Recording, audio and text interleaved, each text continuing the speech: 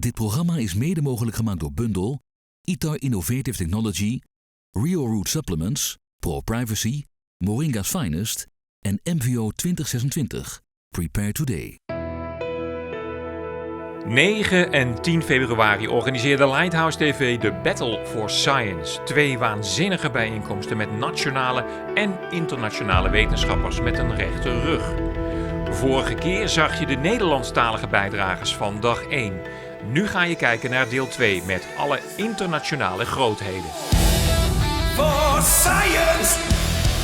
Ja, een warm welkom aan alle mensen in de zaal.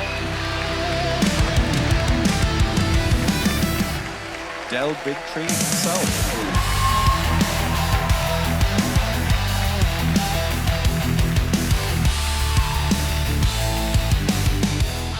They are lying to you and they are controlling you, and you need to start stepping up, talking to each other, and rise up as the humanity we need to be.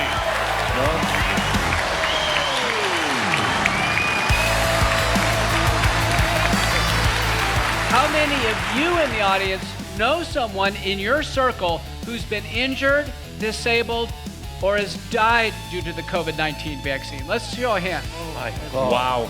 That's your answer. We are beyond the tipping point.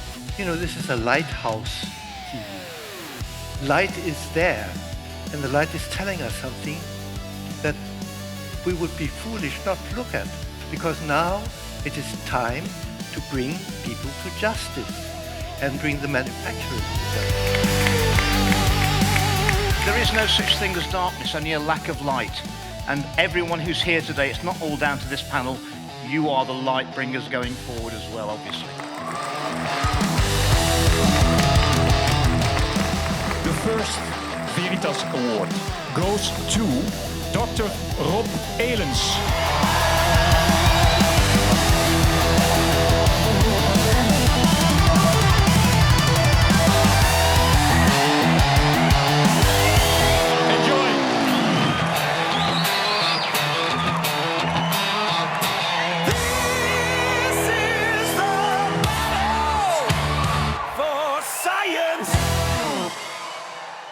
Great to be back in the Netherlands, and a privilege to be here and introduce this superb group of men and women. And first up is Bigtree of An Inconvenient Study.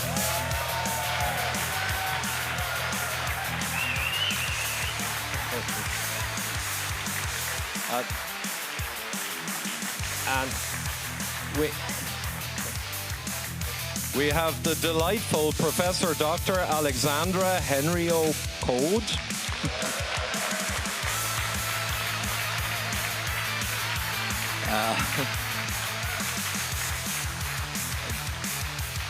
The absolutely inimitable Andrew Bridgen.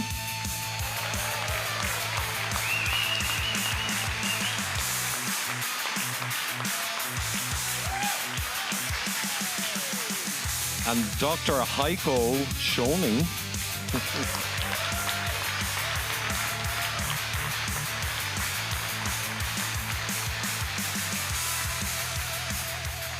Professor Dr. Sucharit Bhakdi.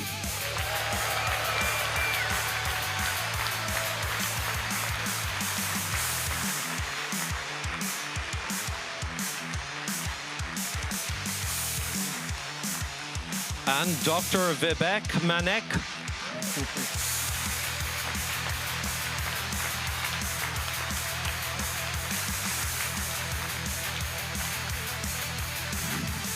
Professor Dr. Martin Hadich.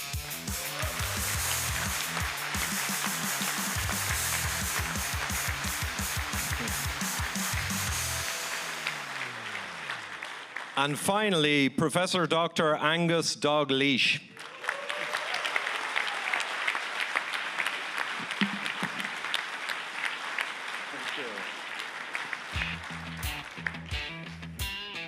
Okay, we have this big question. Has fear taken over science? Now, in March 2020, I saw some serious fear gripping the world. All of it was irrational, statistically irrelevant, but it worked. So I'm going to start with the first question to the panel. How much of the COVID debacle was achieved through invoking fear versus appealing to innate virtue in the people? You must save Granny, etc. Or maybe both were used in a perfect double-hander psyop. What do you think? Maybe Del. Well, I think what they got away with, I mean, both were important. I think one was the fact that they used our empathy, our Christ-like, sympathetic nature, the beauty of who we are against us. I think that that was just completely sinister and dark.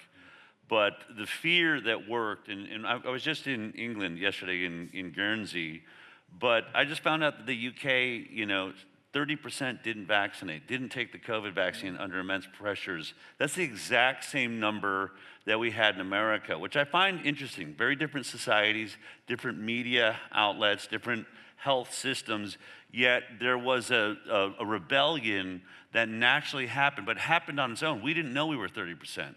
We could have stopped any business from in America. We were being, you know, losing our jobs. If we knew that 30% of us could stand up at any job and say we're all going to walk out, we would have kept our jobs. It was our fear to talk to each other. That was the most dangerous part of it. Had we all talked about what we believed, 30%, as passionate as that group must have been since they avoided this incredible media onslaught, all the guilt, all the pressure, yet we still stayed strong. That is a powerful voting bloc. That is a gigantic movement. And then imagine that how many of those that got the vaccine only did it under the pressures and under the duress. So 30% didn't do it at all. You have to assume well over 50% then would never have taken this vaccine on their own, which means we are more than half of we're the majority of the world, and we still don't know it because we're afraid to talk to each other. Yep.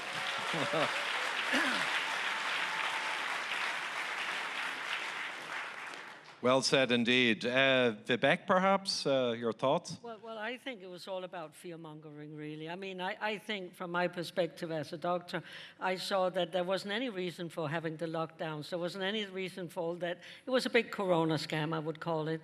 But it's quite a strong tool of power for the governments. And they misused that and made everybody, you know, afraid, and that's what they're still doing. Now we have to be afraid of Ukraine, and now we have to be afraid of this and that. We have to be afraid all the time. So for me, it was like a big scam, whatever they did. And the worst part was that people was doing that, and I think that's the frightening part. You will always have someone who want to misuse their power, but the worst part is that people did what they were told to, and that's frightening. Yeah. And absolutely, the 30%, but the problem... Little interruption, because of all the chaos, we forgot to play out an inconvenient study. We need to see that trailer also here with all the people. So let's watch that. Okay. The health of American children is in crisis. When we're talking about an autoimmune disease crisis, shouldn't we look closest at the one product designed to alter our immune system for life? There'd be one easy study to rule it out. Compare vaccinated children to unvaccinated children. As fate would have it, Del met Marcus Servos. He agreed to do the study. This could be one of the most valuable studies in the field. 4.47 times the amount of speech disorders. Learning issues, developmental delays. Over 4 times more likely to have an asthma diagnosis. 5.5 times risk. Amongst the unvaccinated group, there were 0. If this is true, we are systematically making kids sick, very sick. Only one problem. They're not going to publish it. They've left us with no choice. I'm going to bring hidden cameras so that no matter what happens at this dinner, I can prove it happened. Good to see you. What do you think about the study you guys have done? Well, I think it's a good study. Is there a way they can do the study better? Not that I put it out just how it is. It's the right thing to do, but I just don't want to. Somebody's going to come back and they're going to say the study is flawed.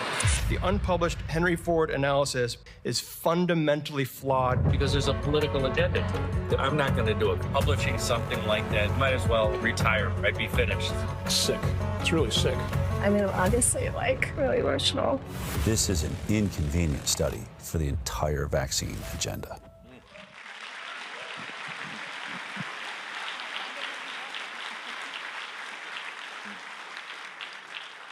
I'll just say for myself, I watched this fabulous movie last night in the hotel for a second time. Astonishing story for anyone who has missed it. Truly astonishing. So I'm going to be conscious of time. I'll move on to a second question, actually, and give someone else a chance. So I'm an avid proponent of Professor Steve Peters' The Chimp Paradox, and I've actually gotten into psychology in a pretty big way since COVID, for understandable reasons. We have an orbital frontal cortex, which is like our chimp brain, and it is terrified of being excluded from the crowd. Maybe it speaks to the 30%, but very few stood up. So what do people think in terms of the fear of rejection by your tribe, your people? It was a pretty big thing I noticed. Maybe, who wants to go? Andrew, Bridgen, perhaps? It was fear of the exclusion of that forced people to comply with these ludicrous rules to start with. The thought that you'd be letting the herd down. And they wanted a form of herd theory where everyone follows on. In the UK, there's no doubt the government exaggerated the percentage of people that were vaccinated to encourage that herd mentality, that it must be good because the herd's going this way and the herd's scared. But it's only fear that's actually keeping the narrative going now.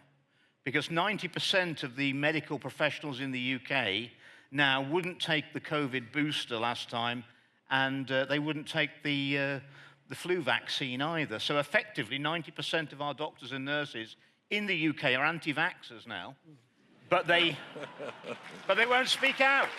And it's only fear that is collectively silencing their voices, and that's what we've got to overcome. Absolutely, Andrew. And maybe Alexandra, on that one, I'm sure you felt a certain amount of exclusion from the troop. Certainly, unfortunately, but I was, reflecting on what we just said, and I think that more than, fear, it was a school to fear. It was very gradual. First of all, we would see these Chinese images that we wouldn't understand what they were coming from, showing, people falling down in the street, and nobody really understood, and nobody felt really concerned by all this narrative. And then gradually they indeed separated us. And then those people who, like me, said very early on, this can't be a virus from a natural origin. Then we were told by a Science and a Lancet paper, whoever, the scientists who stand against the narrative of saying this is a natural virus will be called conspirationists. So this was March 2020. So when you reflect to it, I was excluded already in February 2020 because I had position on the ethical law in France that were really much linked to all what we are seeing at the moment with the fertility issues and everything.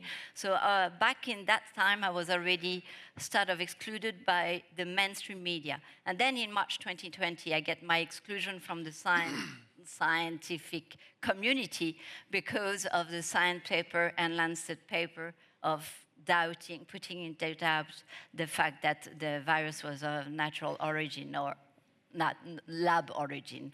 And then later on, there was a third phase that was saying, basically I was saying, we have a right to be healthy. And this is the division that you were talking about earlier. It's if now I say I am healthy and you can shake my hand and you can talk to me, then the whole narrative gets completely destructured because it is the right to be healthy that we were denied. For sure.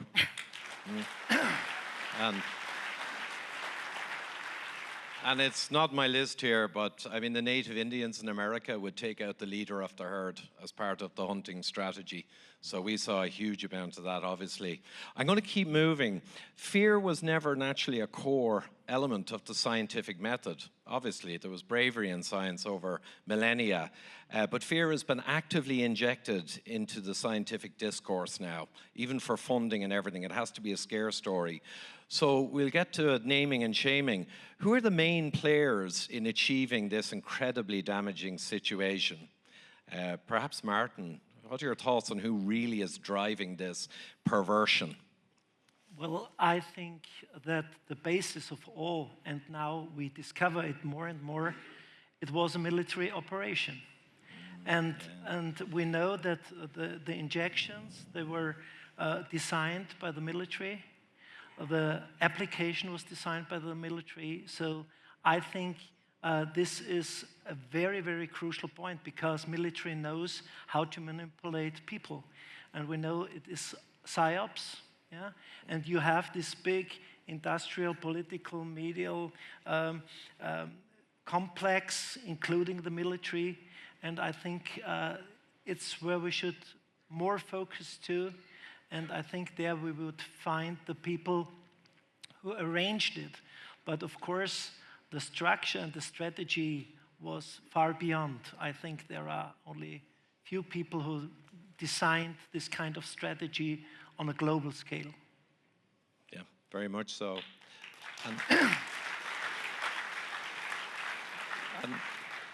And perhaps, Sucharit, it's a delight to actually meet you. I saw you so early on in the COVID craziness, but you obviously got an enormous amount of abuse, and it must have been astonishing to you as to, like, where is this coming from? Is this just group madness, or do you now have a strong idea on who are the real ringleaders of where we've come? Well, I have a very clear idea of what happened. You know, fear has always been the instrument that has been used by the rulers to keep the subordinates under control. I come from a country where absolute monarchy still was existent until 1932. And, you know, the old Thai monarchs and kings, if you didn't behave, you didn't do the right thing, you were whipped, you were lashed like slaves, you were even executed. So fear of punishment has always been the way to go for the ruling class. Now, as I learned, okay, the people came together and invented democracy, right? Because democracy is division of power, as I understand. So that no one could use fear and punishment as they wanted. And for a while that worked. However, the trouble was that big finance came into play. Big finance, and when I say big finance, it's, you know, these are dimensions that no one can just imagine. And they learned to join forces with those who were leading the country. And people talk about the deep state. I think that's a good word. So I'm not talking about the elite. I'm not talking about anyone. Just the deep state, the organizers. There are families. The 3 R's. No, I don't think I should say anything because otherwise. We know. Anyway, they start with R, and then there's a sort of royal house or whatever it's called. Yeah. Andrew, okay. Now, and they managed to fuse the 3 powers so that they don't exist anymore. There is no division of power. And they needed support, and they needed new instruments. So the 4th power that came up was also created by them, was the media, the mass media. Yeah. And they were able to include the media into their organization. And this is the largest organized crime in the history of mankind. Yeah. Yeah. Okay? Very good. Thank you. Yeah. Now comes the really bitter part, the part that made me so sad when it started, because they were able to manipulate and instrumentalize science. And this was the big tragedy of science. That was the end of science and the beginning of this hugest crime. Because, and in science, I'm afraid to say it was my field, infectious diseases, that lent itself most easily and most effectively to their needs and means, because they wanted to instill fear. And, you know, who understands anything about infections? Very few people do, even physicians. There are not so many physicians who know really a lot about right? Our field is tiny. And in Europe, it plays no role, okay? So there are very, very few people who understand infectious diseases and immunology. And I think I happen to be one of them who did not forget what they learned during their studies, you see. And that's why I stood up and was trying to tell people, guys, you know, the world is not a disc, the world is round, and infectious diseases and immunology does not work the way they're saying. So come back. And I was actually talking most to my colleagues, because you can't have forgotten this, for God's sake.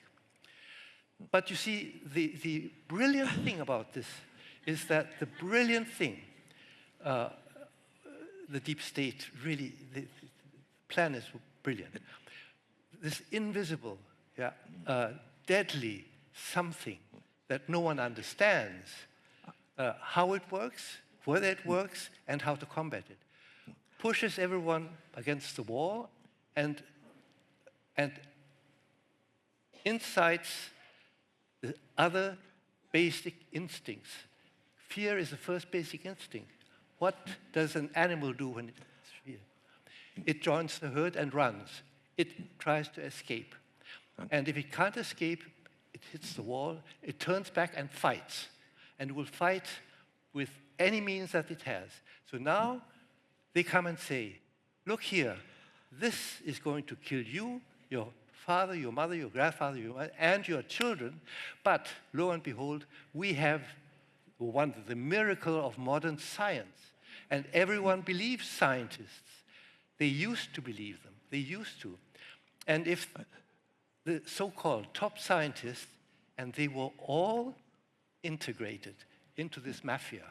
They were all integrated. And say, this is it, yeah? Excellent.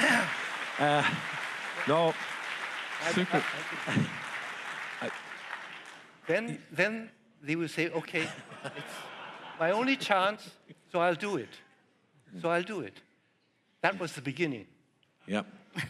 And no, absolutely, so well spoken, Sucharit. And I'm just feeling sorry for Heiko here, because we need to get everyone in. I think the time is close. Your thoughts maybe on that topic? I'm not sure I'm going to get to the other questions on that broad topic of who is really driving from the top. I know they got you arrested in London, I think, so you should know.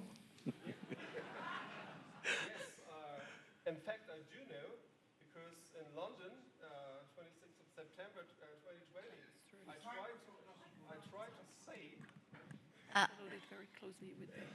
Yes, I think I know a little bit about the structures of the organized crime. So yes, in London I was arrested because I wanted to say, hello, I was the one who said to the public, hey, in 2020, they're planning a worldwide pandemic and they want to vaccinate them all. So it's a pre-planned crime, yeah? So, but all people are just asking about the event, not about the facts, what it is.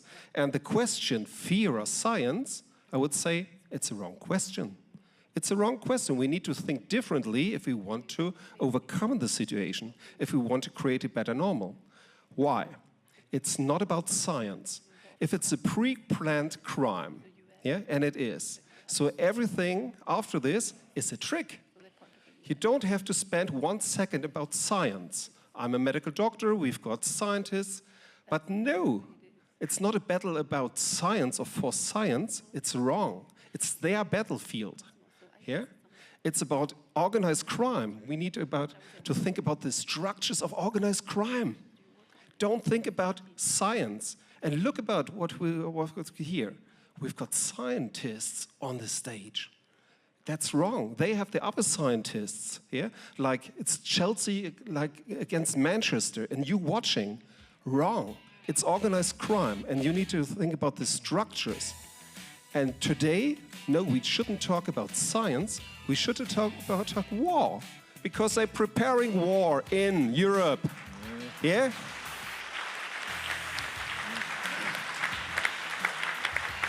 And to close, yeah, to close, so they are drafting in Europe. They're sending your children, yourself, to war. That's what they want to do. That's the point. Don't talk about all the other effects and side of things. Talk about the organized crime and the structures. And I can recommend the findings of Whitney Webb, One Nation on the Blackmail. There you've got the structures. Thank you very much indeed.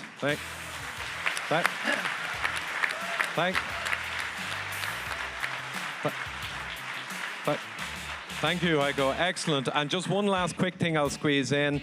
Tragedy was mentioned by Sucharit. It's certainly a tragedy we're experiencing. If you go to tragedyandhope.info, you will get the 150-year story of who's really behind most of this. Don't use the word deep state, use the word the network. Thank you so much, everyone.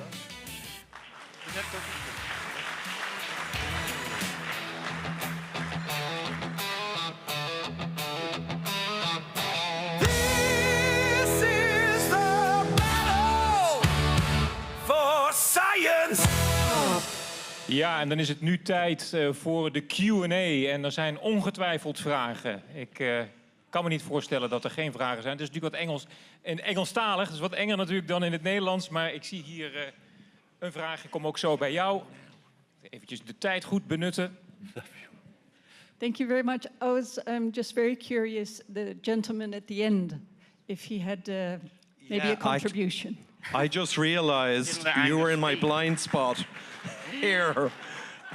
Apologies, Angus. No, please, the whole topic of fear, any of the questions. Go ahead. I'd like to answer the where did it come from, and I believe that when you look at it, it was orchestrated. All the ridiculous rules and regulations were identical in so many countries, from North America through Europe.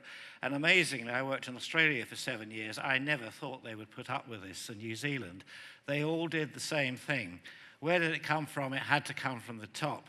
It came from the corruption of the WHO, which is a long time coming, but I think it all started with the current SARS issue. Was when SARS-1 came out over 20 years ago, China was admonished by the WHO for the dreadful way they handled it.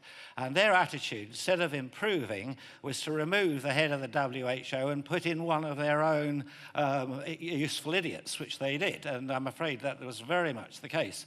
And so when we had the SARS, which did leak from the laboratory, I believe we wrote a whole paper on this saying there's 6 inserts, there's spike proteins, 80% human, impossible for this to have been natural, and it leaked, etc. And we put all this out there. It was absolutely impossible for it to have been a purely natural thing. And then all this genetic engineering had gone on, had been very carefully pre-planned. And I personally, I couldn't understand it. Then I realized who was the missing link of all this? It was Fauci.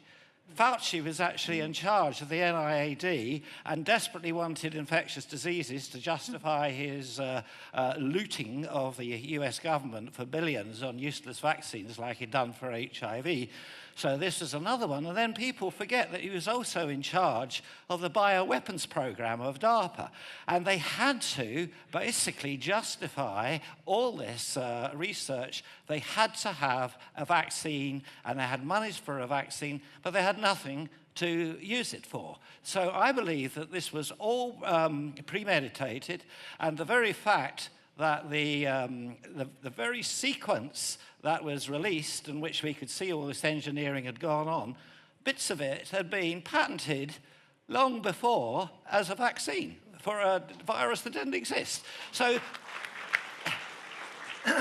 this had to come from the very top. And they used fear.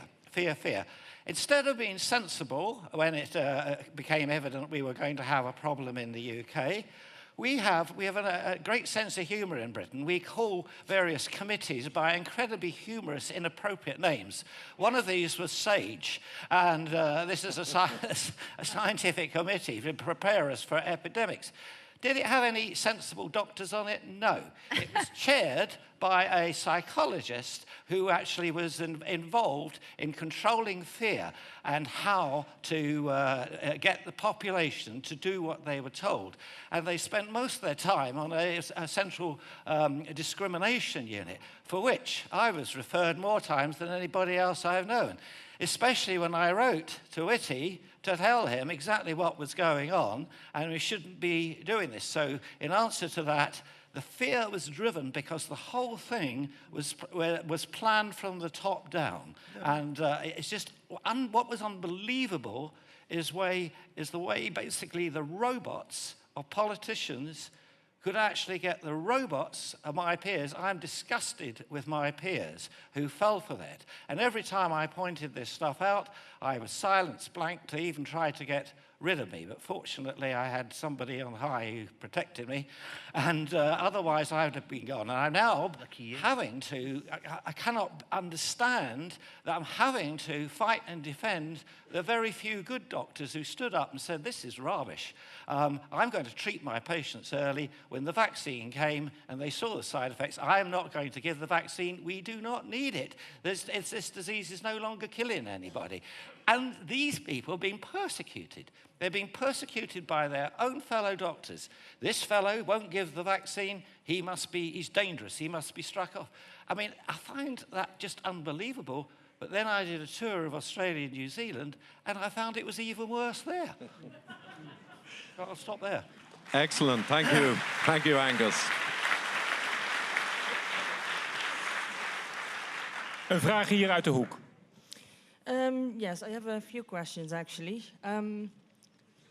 Okay, I'll make it one long one. So, is shedding from a vaccine, is that real from the mRNA vaccines? Is a question. And secondly, if you would get vaccinated blood as being unvaccinated, is that actually affecting the unvaccinated to become vaccinated? Interesting question. Yeah. Alexandra, maybe? Yeah, well, the shedding idea already arose with flu vaccine in a study that said that when you got the vaccine for flu, in the exhale breathe, the exhale air that you from your mouth, you could identify particles of the flu, so 6 times more than in an unvaccinated person. So that and then when they came out with this idea of this mRNA vaccine, they had special paragraph on the shedding, saying that you shouldn't vaccinate the husband of a wife who was about to have children and all this kind of thing. So they really elaborated on the shedding themselves without us saying anything. And then later on, it was really difficult to investigate, and it's still a question that needs to, for which the jury needs to be out and to have a proper study. But in my words, I would say that there is a receptor and an emitter. So some people were like bombs once they were injected. They were really producing a lot of mRNA, whether through exosomes or otherwise. Some less. So there is a different amount of spike of mRNA, so at different level, because it can be the spike protein, but it can be as well the mRNA that you could detect, either one. And now the receptor is people who are sensitive, very sensitive. So I have friends of mine who could even say that someone who was vaccinated, that they could even smell the odor. It's not so stupid, because I remember that they actually were breeding dogs at the airport at first to identify those who were COVID before they really systematized the PCR. So. Last question. Is er nog iemand die een vraag heeft? We gaan hem afronden. Hier een dame. I have a question regarding now what are they doing with the food and with the chicken or whatever. I mean, if you choose not to get vaccinated but you eat food that has been vaccinated with mRNA, are we in that scenario already? So I'm sorry. In France, we have the experience because we have been vaccinating ducks with mRNA for over 3 years, and it's a difficult question, a little bit like the shedding. That is to say that there is nothing certain. Obviously, you wouldn't want to eat ducks, and it was our French ducks have ceased being exported because of those vaccination. When I say so, they've been vaccinating 3 times the ducks when normally it was designed to be only 2 shots. So they really wanted their ducks to be producing whatever is being produced. But on the other hand, have I seen many people, French people, most of us eat ducks, have we seen them more sick than the others? I don't know. So we need studies. Martin Hadic, you have something to add to it. Well, maybe one should clarify something.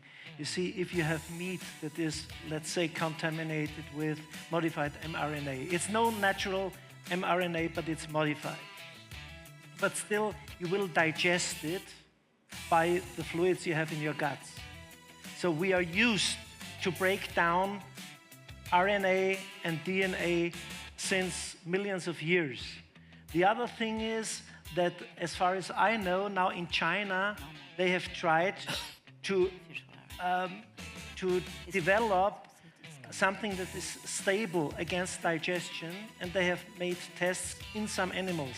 But as far as I know, this is not yet used to vaccinate animals in the European Union. The other thing we have to keep in focus is the self-replifying RNA, the mRNA, self-amplifying, because there might be very tiny amounts of RNA because you have the multiplier already in the shot as well. So this will add up, and this might be a bigger risk by tomorrow, maybe.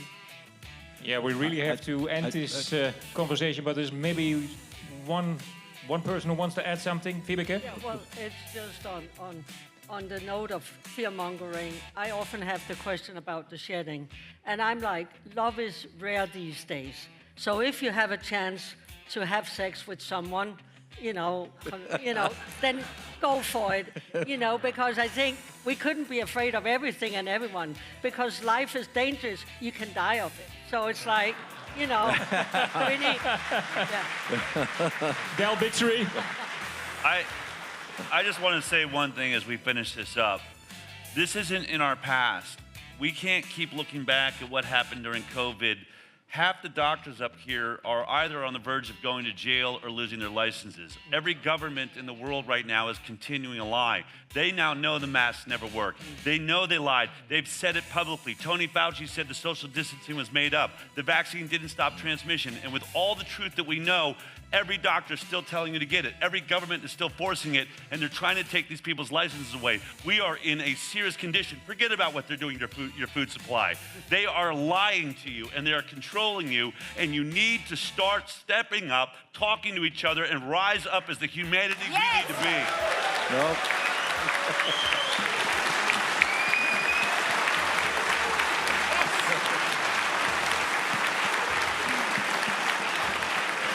Just coming on that one. Coming on that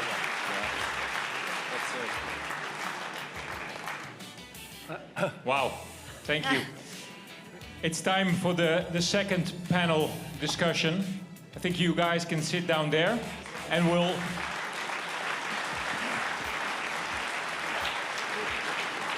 Del.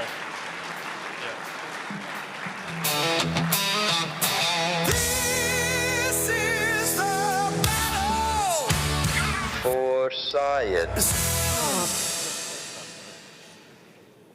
Ja, en ik ga dan maar even in het Nederlands verder, want de meeste mensen zijn immers Nederlands. Sorry for the English-speaking people.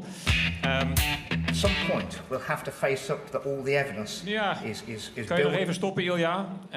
How do we get politics out of science and actual science back into politics was een van de uitspraken die Andrew Bridgen deed in een van de uitzendingen van LightHouseTV, kort geleden, vertelde al.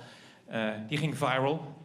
One of the quotes of Andrew Bridgen in one of my long-form programs recently that got viral with approximately 700,000 views with Andrew, and he had a rant in the UK Parliament and he said, how do we get politics out of science and get actual science back into politics? Let's look at that clip. At some point, we'll have to face up that all the evidence is building. It was fairly convincing 18 months ago when I first spoke out. It is unequivocal now. So I asked the House, it's time to take the politics out of our science and we need to put some actual science back into our politics. I asked the House to support the motion today for the Baroness Hallett's inquiry to open Module 4 on the safety and efficacy of the experimental COVID-19 vaccines. And given the evidence, Madam Deputy Speaker, I call on the government once again to immediately suspend the use of all mRNA treatments in both humans and animals pending the outcome of that inquiry.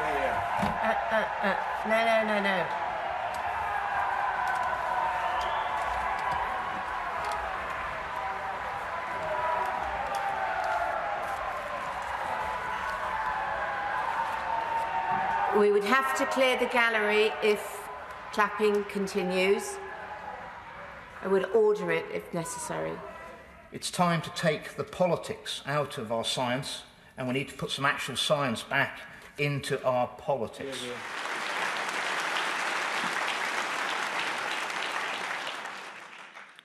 It certainly is time. So to help us discuss this a little further, we again have Del Bigtree back at the panel. Hopefully with more rousing calls to action. We also have Dr. Astrid Schuckelberger. Oh, perhaps not. Okay, and Professor Dr. Matthias Desmet, I hope.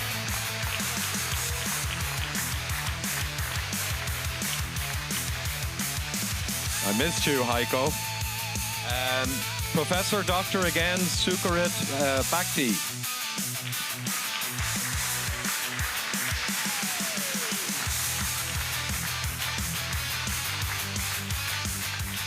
And the man of the moment there, Andrew Bridgen.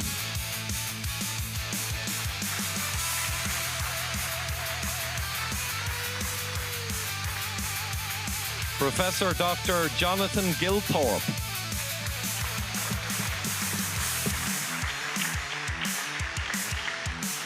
And Professor Dr. Angus Dalgleish.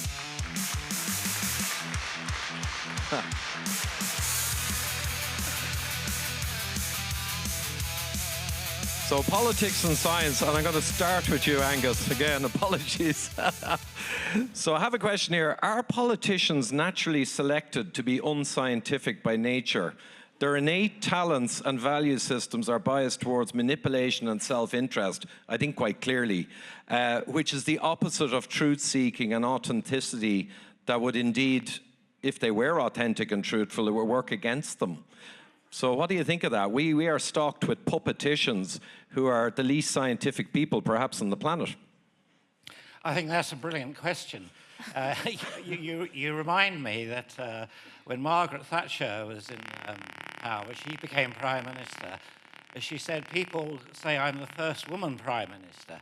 I am actually the first Prime Minister with a proper scientific degree and a proper scientific background.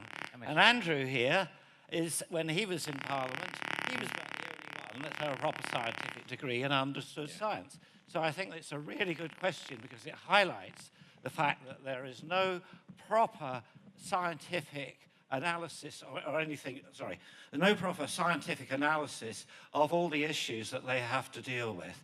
And I think it really is quite appalling that we elect people like ministers of the health for a pandemic who knows absolutely nothing but rapidly feels that he has to impose his will on it. And one of the things I think I'm not wrong here, that it's incredible the number of people in Parliament that come from Oxford and have PPEs, that's politics, philosophy and economics, and they seem to actually have no common sense when it comes to what their role is in helping other people. So I think it's absolutely true that even if we cannot alter that at election, we need to alter the way the Constitution interacts with them, that they cannot overrule what is really obvious to everybody just because they feel there's a political precedent for it.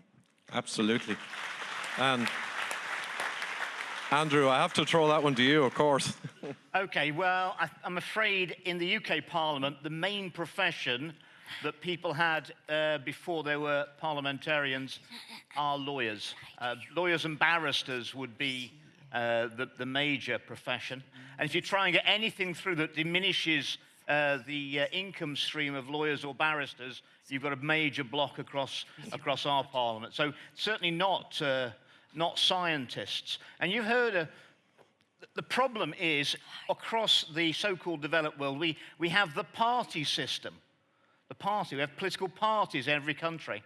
So to win the game of politics, you have to play the party game, which means I would have to have done what was good for my party, not for the people who elected me and the people I grew up with in northwest Leicestershire. And that is the problem that we've got. We heard about democracy. Democracy is from the old Greek. Demos is the people, and kratos is the power. You are the people. How powerful do you feel now? Science, propaganda. Democracy has been perverted. The party system stops people acting in the interests of the people they're elected. And in the UK Parliament now, post the 24 election, which I was robbed of, by the way, they actually changed the job description of our MPs so they no longer have to represent the views of the people who elected them after the contract was completed. And there's a saying that I love, which is where we need to get to, is that when you, the people, are scared of the government, and that's where we are now, what are they going to do to you next? That is tyranny. But when the government's scared of the people, that is democracy. We need to get to the latter, and we need to get there very, very quickly. Yes.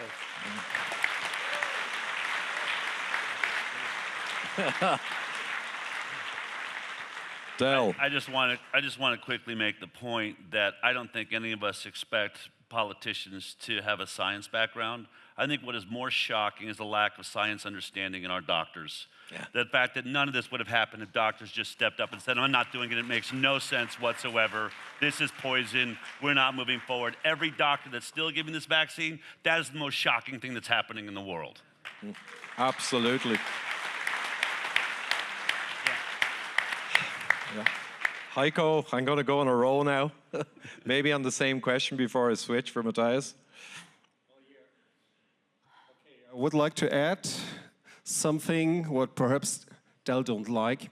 So just think about it. So this situation, what we've got today here, they wanted to create a new normal, yeah, a tyrannical new normal. Huh? That's not good for us. We know. We don't want this new normal, and together we overcome this new normal with the COVID vaccines and all this stuff. Yeah. So we did this, but think of this. The old normal created the situation of the new normal. So do you think it's a good idea to make it again? Back to the old normal? I say no. We need to go create a better normal, not going back Not make again an old normal. So make again is not right. Not back to the old, not make again. No. Create a better normal. Thank you very much. Thank you, Michael.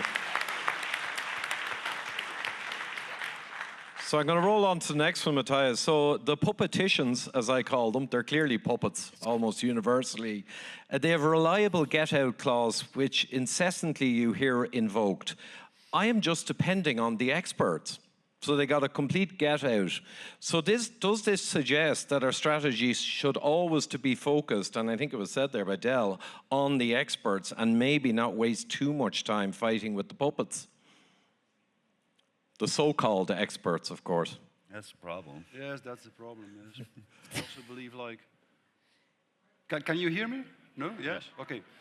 I also believe that before we ask the question whether or how we can bring science back to politics, we have to ask the question what science is and how we can bring science back to university, I think, because it's clear that it is not no longer at university, and maybe it has even never been at university, because like all virtue, also true scientific interest and a true search for truth as the fundamental virtue of science is very hard to institutionalize.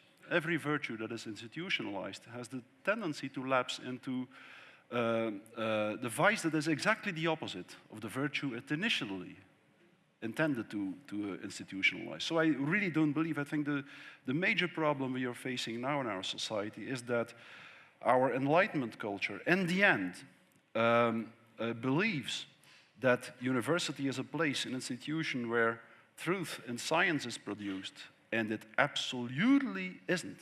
It's as clear as it can be since the replication crisis in 2005 in particular, that almost, as you know, John Ioannidis published his famous paper, Why Most Published Research Findings Are False. I made my PhD about that problem, and I can guarantee you that science is not at university. And as Einstein said something similar in his paper, Science and Religion, he said, like, should we remove everyone from university who is not a real scientist?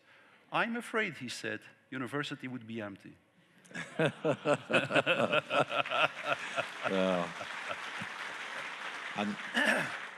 and that paper from Ioannidis, yeah, was one of the most cited ever.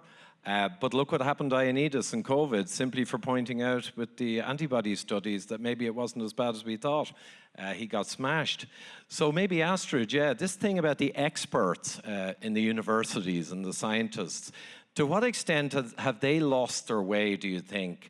And to what extent are they, in turn, kind of puppets of the system above them? De wereld staat in brand. Oorlogen laaien op, distributieketens en aanvoerlijnen kraken. En regels en wetten veranderen terwijl jij slaapt. En jij, ben jij als ondernemer wakker of word je straks ingehaald? Dit is geen tijd meer om af te wachten. Dit is het moment om je voor te bereiden. Steeds meer ondernemers werken aan hun plan A, hun plan B en hun plan C. Hier of met het buitenland in gedachten. Op 12 juni komen ze samen tijdens MVO 2026 Prepare Today. Voor inzichten, strategie en richting in een veranderende wereld. Blijf je slapen of word je wakker? Bestel je ticket via mvo2026.nl. I think science is very important for politicians, and I have worked on that my whole life. Because in public health, and WHO is a public health agency, you have to gather scientific reviews, scientific data, to propose and to make reviews for politicians to make decisions and recommendations.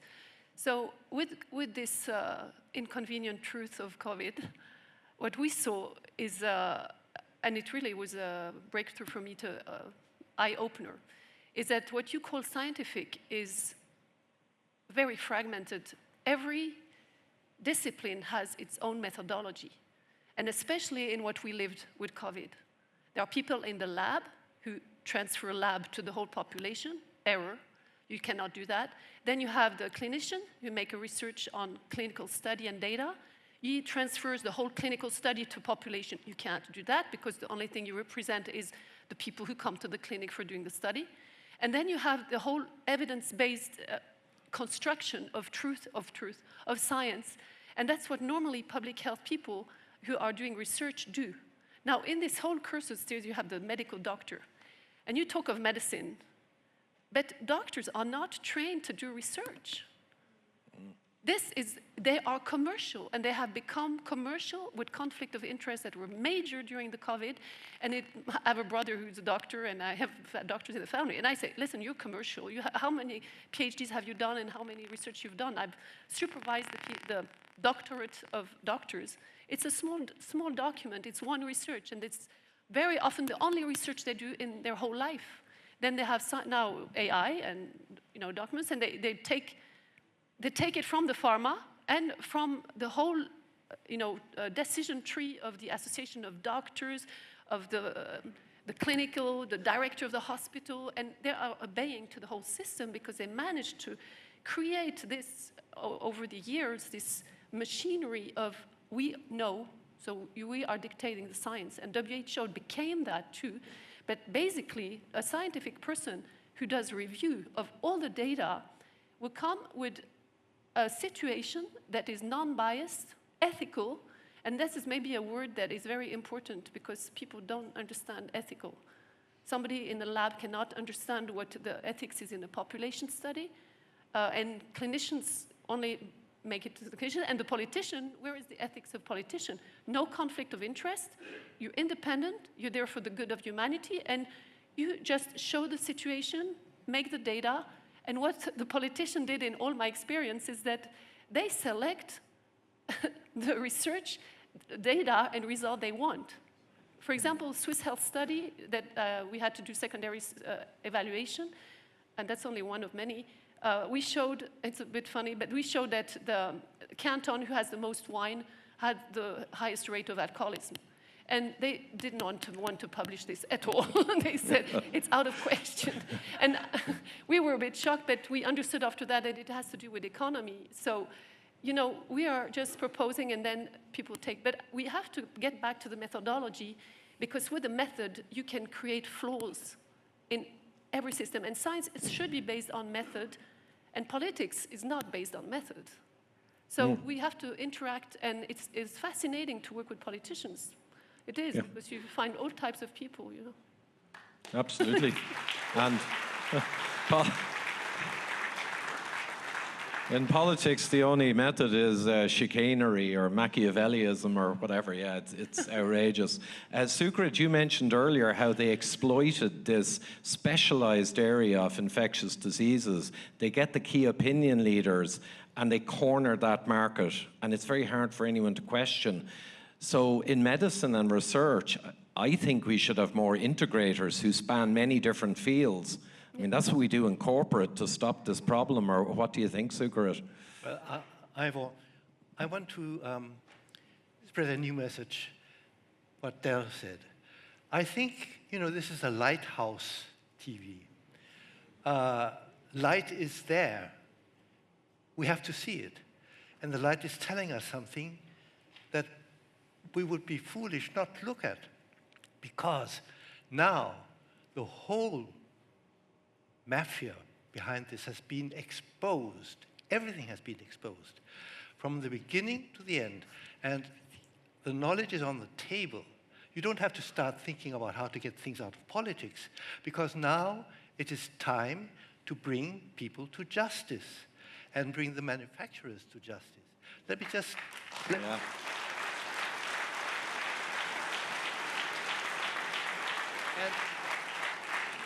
the wonderful thing is that the crimes that they have committed, there is no pardon, all right? You may know that the one person at the center of this, Fauci, received a presidential pardon, but the others have not.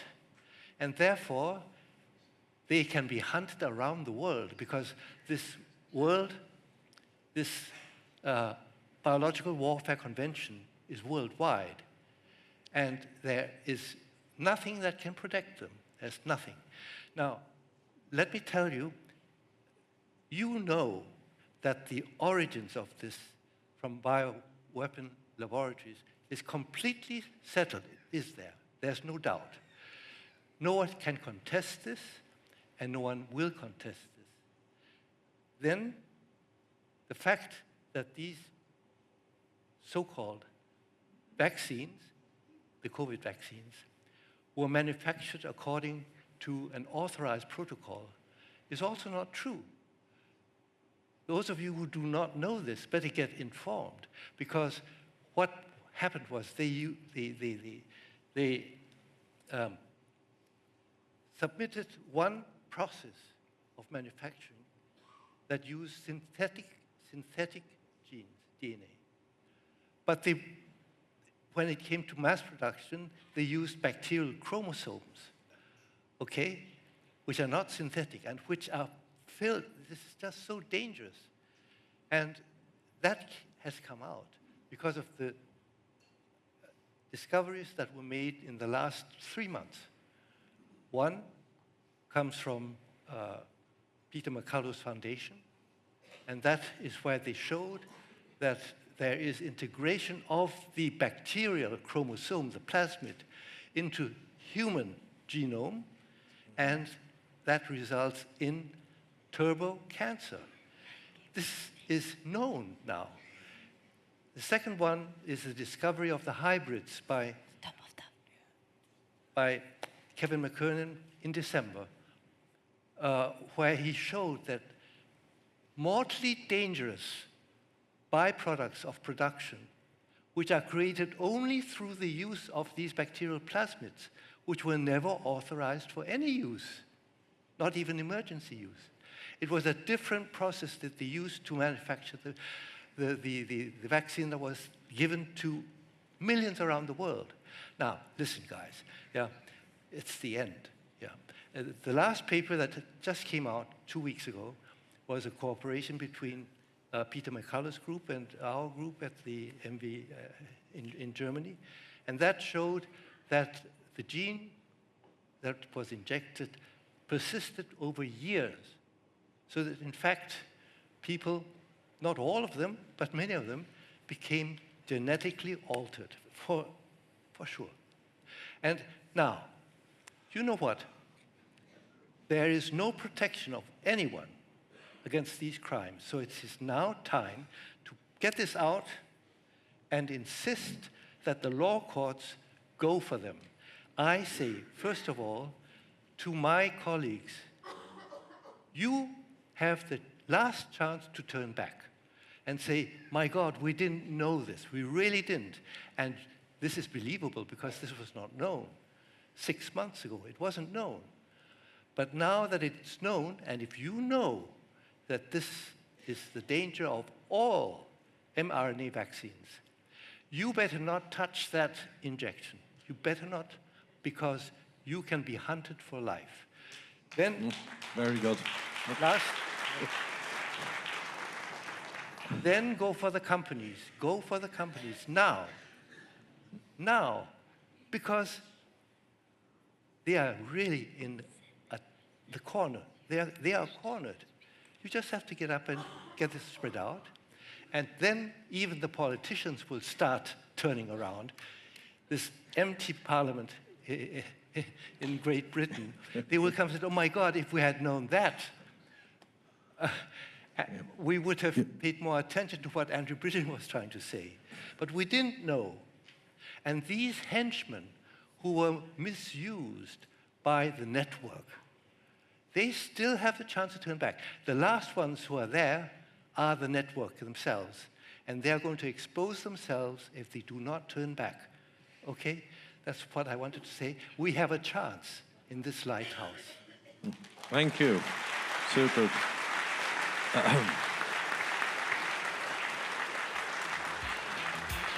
Yeah, I'm in a vendetta kind of mood over this stuff, I must say. Del as well. People need to be pushing back really big time. Jonathan, just the general theme. I won't rephrase the question. Yeah, I think, politics is broken, right? The whole party system, I think Andrew said that, it's broken. It doesn't function for society there's enormous problems with scientific research because a lot of the money gets targeted to specific programs. So, you know, COVID was set up years before by targeting research into gain-of-function research for infectious diseases. It's misallocation of capital because you spent all this money on this particular type of research, which led to nothing but, you know, huge loss for society. What have we lost in that process? So I think we need to start even earlier. We've got to start with education. We need to educate children into adults that, you know, really take care of their lifelong learning and are equipped with all the tools, not just the knowledge, but, you know, spirituality. Who are those people? Why are we here on Earth? You know, what are we here for? Without that, we're lost.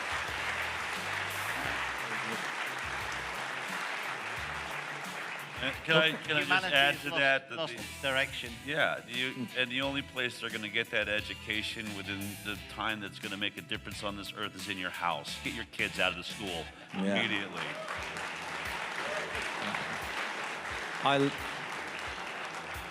Absolutely, and that is so important. We have 5 children.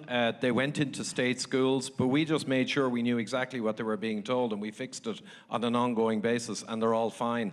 But parents who look away and let the state tell them nonsense, it may be hard to recover a few years down the track. I'm not sure how we are in time, but there was one more question. Are there good examples of turning specific politicians? So my example is DeSantis and Ladapo in Florida. You know, he got in the 3 professors and did a great job. But anyone else have heroes in the political sphere who woke up and at least pushed back somewhat? No one? No. I'm afraid. Well, you're a given. In my experience, politicians are the sort of people who can resist anything except for temptation.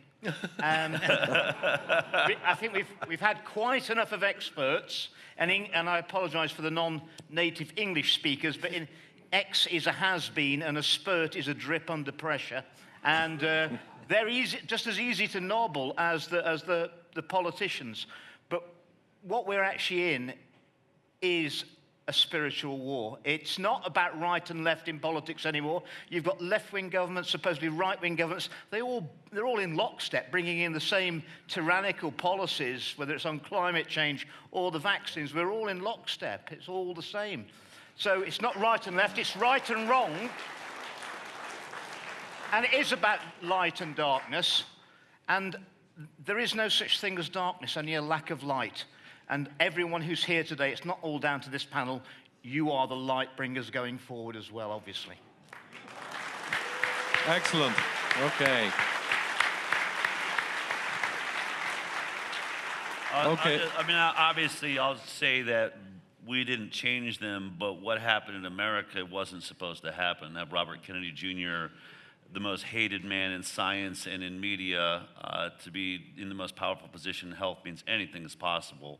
People's votes actually do matter, and when people rise up and demand change, change happens. So I think America, you know, there's still difficulties, but our vaccine program's just been cut in half. Our food supply is being cleaned up. I mean, things are happening, and hopefully it's a beacon of light. As you said, we can make change. No one thought that was possible. The 24-hour-a-day news cycle that has controlled our media in America is totally propagandized, and it didn't work against the people. So change is possible. Absolutely.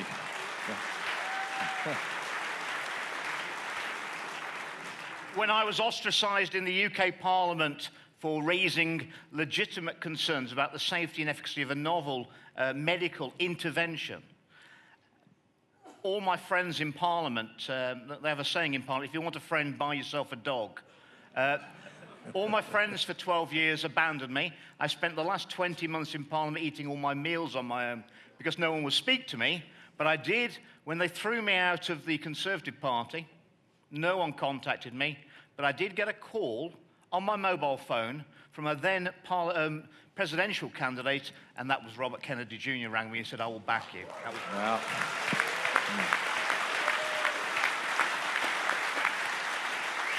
Excellent. So A lot of positive stuff out of the administration, no question, Del. And Dr. Jay Bhattacharya as well, head of NIH. Yeah? Yes, After being excellent. treated like an absolute leper. Disgraceful. So anyway, very positive ending there. I guess Q&A we want to get into now pretty quickly.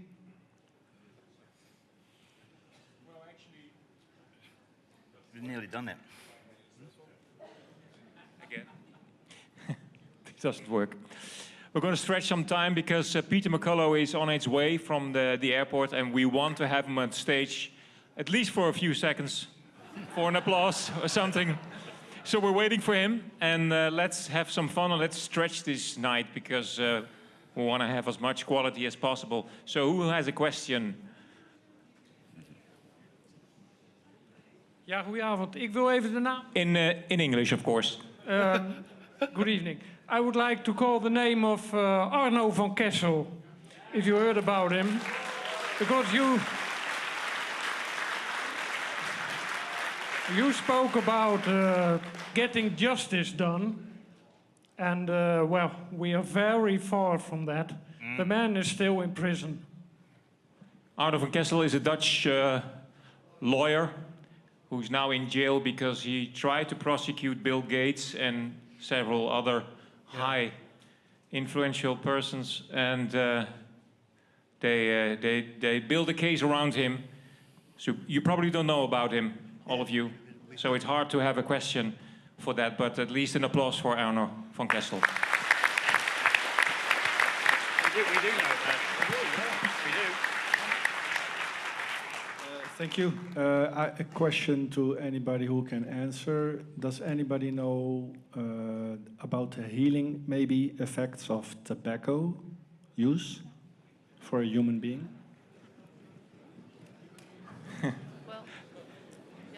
Heiko. No. So, no healing from tobacco, but I can tell you another story. So, plan A of the criminals was not the mRNA vaccine. It was plan B, because they hadn't got the masses and the production sites ready. Plan A was tobacco plants, gene-altered tobacco plants making vaccine. This was plan A, just to mention it. This was British American Tobacco with the company Medicago. Yes, and they had the license to sell it, but they didn't do it. Yeah? Why? Because I could relate British American Tobacco with Medicago and the anthrax attacks to Dr. Richard Tapp. Yeah? And he had criminal pre-knowledge of the anthrax attacks, and he was in the COVID-19 commission. Yeah? And did all this stuff. And he was at the board of British American Tobacco. Hello. So if you mention tobacco, no, it was not good. The tobacco industry would be like the vaccine industry again. This was plan A, but this was destroyed. Just to mention it. Because, hey, just think about it. Was it a good deal? So killing all the people with the vaccine and it's not ready? They had production problems with the mRNA. This was not plan A, just to mention it just shortly. Heiko, maybe this person is referring to the fact or the observation that a lot of people that were smokers during COVID seemed to be less receptive to become ill. Yeah. Maybe that's... Yeah, I can. But I can't speak. You can speak? We'll give you a mic. The phone is now working. So, okay. Yeah. Yeah. Okay, so I don't waste time. Yeah, there's a study from the French Marseille University Hospital that showed that people who smoke versus people who don't smoke have less symptoms of what we call COVID. And I will add to that the healing, Dr. Lee Merritt, the US former military medical doctor who speaks a lot, she has a Rebel News, she has experimented with many others that if you take chewing gum with nicotine, you can actually save people from what we call the symptoms of COVID. Because what I want to say is that there are a lot of unknowns, the knowns, unknowns, because science is about discovering what we don't know. What we think we know, there's a limit to that. And I think there's a the contamination of people who are getting sick in airplanes after because of the what they put in. Anyway, I have many researches that show that what's going on is much bigger than what you know, and there are lots of unknowns. Well, the nicotine chewing gum, and I tried. I really don't like nicotine, so it's difficult. But you can take that, and it can really heal people if they have symptoms after airplane intoxication or something. And I know nicotine is used. We can't hear you, Ivory. But I have another question here from a lady here in the corner. For Professor Bhakdi. I didn't follow it very well, but you were speaking about a plasmid from a bacteria? Yes. Yeah. And is it is the RNA in the vaccine and the plasmid? Yeah. Or is it the RNA or the plasmid? No. And where does the plasmid stays in the cell? Oh. Where does it go? Oh dear. Very specific question. Let me just summarize. You cannot generalize. The criminal use of these plasmids has been known, but never commented upon. Kevin McKernan discovered that all the vials that he looked at 3 years ago were full of plasmids and their fragments, okay? And these plasmids are dangerous. They are dangerous. They cannot be totally removed, you see. When you use synthetic genes, those synthetic genes that are used to make the mRNA can be destroyed by DNAs. But this does not happen when you use the plasmids. You can't get rid of everything. And therefore, there's contamination. And this contamination was reported to the authorities. And they were asked to confirm whether they all saw the same. And they all brushed it aside. The British authorities, the EMA, the German authorities are saying, oh, it doesn't matter. It's not so much higher than the limit that is allowed. There is no limit that is allowed. Because these plasmid DNA, they're enwrapped and packaged in these lipid nanoparticles. I don't know whether you realize that each of these shots injects billions of packages, lipid nanoparticles, and that these lipid nanoparticles themselves were never authorized for use formally. In fact, it's known that these lipid nanoparticles are deadly dangerous. They create and cause inflammation where they come, and when they enter the cells go all berserk, because, you know, if this is a cell, everything that is moving here is controlled with electric charges. And these lipids are the only positively charged lipids existent in the lab because they are created by humans, okay? And they were not ever authorized for use. In fact, they are known to be carcinogenic. They cause tumors. They can kill. It was shown in 2024 that if you give mice them the right way in the nose, they die, okay? And the trouble about these lipid nanoparticles, I tell you, it's lighthouse. Everything is now known, okay? Is that they go through all the barriers in your body. Blood, there's no blood brain. They go into the brain, and when they're in the brain, they cause inflammation. You don't even have to have the mRNA. You have it. You go into the heart, you get inflammation. Go to the gonads, you get inflammation. And chronic inflammation is one of the bases for cancer. And all this dysregulation of the intracellular processes causes cancer, and it's known. So, you know... Can I add something, the elephant in the room? Yeah? Because I'm censored when I say that in Europe. If you look at other disciplines of science, the chemists, the electricians, the engineers, there are 17 microscopes. We talk like they're of infectious disease, but there are outbreaks that are not infectious. And all the teams that I'm in, from Australia to South America to the United States, they have found oxide graphene massively in it. They have found metals, chrome, nickel. They have found parasites, non-biological, so call it synthetic biology or nanotech. I don't know, it's a biotech. But Arne Burkhardt, Professor Arne Burkhardt, and I honor his name because he was killed, he made, in 2021, September, a whole report on that. And it is the elephant in the room. And this is what science is about, is to bring everybody at the table, collaborate with the findings of everybody. And those who are censored are probably on the path for truth. Yeah. Yeah. Well, Jonathan, do you?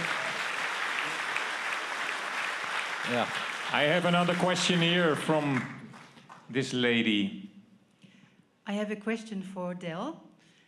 In the past few years, there are several doctors and scientists who came forward and emphasized the lack of scientific knowledge when it comes to viruses. So I saw a podcast with you and Andrew Kaufman, Tom Cohen, where you said the world is not ready for the no-virus conversation, where the lack of science around viruses and the fallacies around germ theory are actually being discussed in panels like this. So my question to you is, when do you think we will be ready for the no-virus conversation? Thank you. When there's millions of dollars invested into doing the science that we could actually point to. We can't just keep chasing an idea. When you look at terrain theory right now, there's not enough science that neither Kaufman nor Cohen will come on my show and defend the concept of terrain theory. They told me that. They will only shoot down germ theory, so it leaves us in an abyss that doesn't land us anywhere. Yeah. So when the science has been done, and I would be the first to say that we clearly don't understand the immune system. There's so much that science is now proving was built assumptions upon assumptions upon assumptions. But right now, we are in a critical moment. We only have maybe 3 years to save the world and save our species. And that concept, I can't walk into a single politician and talk about there is no germ theory, viruses don't exist. I won't get 2 seconds into that conversation.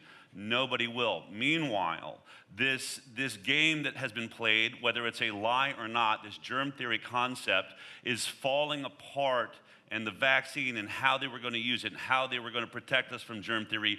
We are winning this game with their rules on their playing field. We are destroying them. And as we pointed out, they got not a single foot to stand on now. They are wrong, wrong, and wrong. This is not the time to change the rules, change the game, and change the entire language of this conversation. Not right when we're about to win it, and not when we need to win it, and not right now when we only have a few seconds left in this game. Yeah. Excellent.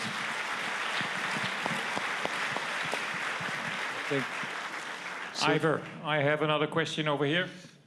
Yes, my question goes to Del or anyone who wants to answer. Since before 2020, I will never doubt any vaccine or anything what the doctor subscribes. But how would you advise, or how would new parents, I'm not a parent myself, but new parents, consider which vaccines to give their child, yes or not, since the documentary you've...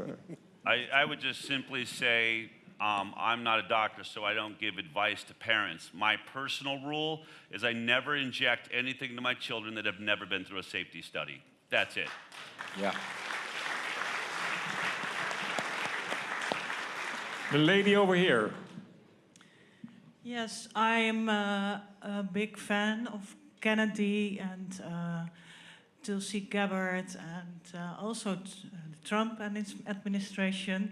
So I was wondering, are they talking to Europe, to the people who want to stand up in Europe, and are they planning to work together? Does anybody know if there is a connection to stand up?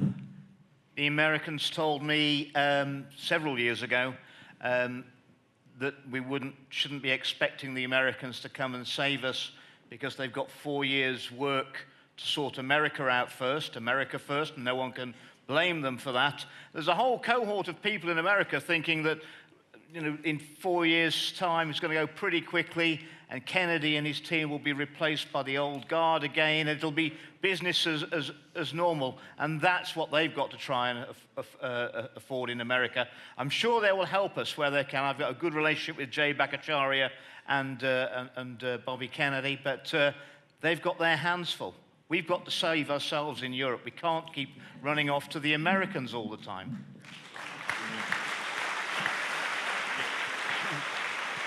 Thank you, Andrew. Del, is something that you want to add to it? Well, just because I worked with all those people and got Bobby in there, first of all, they may not even make it 4 years. If this election doesn't go well this year, then the first person going to be impeached will probably be Robert Kennedy Jr. So I can tell you everyone there is dealing with every day as it's the only day that they have left. And they're doing everything they can. They are up to their eyeballs in alligators, and we have a nation on the verge of a civil war that is so divided. Our media is tearing us apart limb from limb, and so to create lasting change, Robert Kennedy Jr. is doing all he can to bring both sides together, to do things that both sides understand, food changes, things like that. He's getting attacked by his own side for not moving fast enough. That's humanity. It's the way things work. But I guarantee you, they are only focused on getting through the day and getting as much done, because it's what we always say on the airplane, right? You have to put your own oxygen mask on first. Right now, America is trying to hold on to our Constitution that we still think is the best representation of freedom to the world. We almost lost it in this last election. We're going to do everything we can to win it for America so that we can still stand as a beacon of light and hope in this journey for the world. So that's where we're at. A question from a gentleman over here. Kennedy told on the internet in a small interview that the American vaccines, that there is no long-term safety studies. No. Is that the same case for the vaccines used in Europe? Of course. Yes. Of course. There's no science at all for vaccines. Nothing. Period. Zero. No safety, never been proven. We have no idea what the safety baseline is for any vaccine on the planet. They've never done it. COVID, by the way, is the best tested vaccine we have ever had. That is the truth. Take that to the bank. It's actually a bit worse than that. In the UK, we've just authorised a self-replicating mRNA vaccine, and it said it's passed its tests. It was tested against the Pfizer COVID jab as a baseline. Right? Yeah, but that's how it is. That's not a very high bar, ladies and gentlemen. Yeah, and the Pfizer trial, in fairness, absolutely, Del, they had a placebo control. Technically, they had a control group at least, which was novel. But with the 6-month follow-up from Pfizer, more people died in the vaccine arm than in the other, And then they vaccinated the control. Then they vaccinated the control group. Exactly. So then they vaccinated control group at 3 months, and now they're daisy chaining that rubbish for this new bullshit product. Yeah. So yeah, it's crazy, guys. It's and nuts. they put someone down in the unvaccinated group of the Pfizer test who actually died a week after they'd taken a Moderna jab, and they were put down as an unvaccinated death. It's crazy. Sorry, Jonathan, I let you in briefly, and Sucharit was trying to get in too. I was just going to say in answer to that, I mean, what's been done, if you look, for example, at hepatitis B, there were trials done in the 1980s in Africa, in Burundi or wherever, and ever since then, they've bootstrapped the next vaccine off the last one. So now they'll compare whatever is the latest one coming out with the last one. So there's never a fair comparison against placebo. And this siRNA that was tested, I think the first trial was done in Vietnam. And in payment for Vietnam running the trial, they built an $80 million RNA manufacturing plant in Vietnam. So, it's transparency and corruption. Yeah, well, there is none. I think if you watched Adele's movie, obviously, but Turtles All the Way Down, and you have to search for it with Turtles All the Way Down and the word vaccine, because astonishingly, a Turtles All the Way Down book came out straight after, and it gets you all the Amazon hits. These people are scum. Sorry, Sucharit. Ladies and gentlemen, I have really, really interesting news. Peter McCullough is in the house. Right. So, I'm going to introduce him within a few seconds, but I have one more question here from this gentleman. Hi. First of all, thank you all for the panel. It was a very interesting conversation.